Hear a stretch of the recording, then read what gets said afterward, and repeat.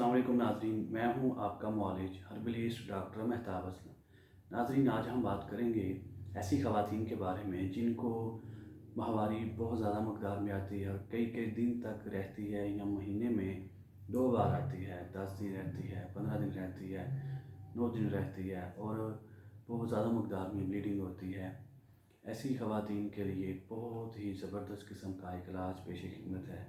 आसानी से ये अज्जा आपको पंसारी से मिल जाएंगे। सादा से अज्जा हैं। 50 ग्राम सौंफ लेनी है, 50 ग्राम हल्दी और 50 ग्राम ज़ीरा सफ़ेद।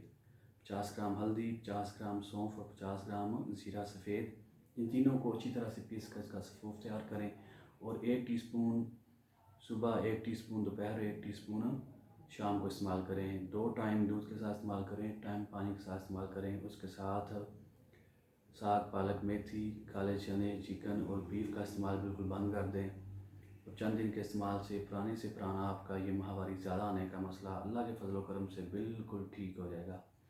और इसकी वजह से जो जिस्मानी कमज़ोरी, हाथ पाँव का सुन्न होना, सो जाना और खून की कमी भी बिल्कुल ठीक हो जाएगी। इसके साथ ही नाज़रीन आपसे इजाज़त चाहते हैं। अस्सलाम वालेकुम।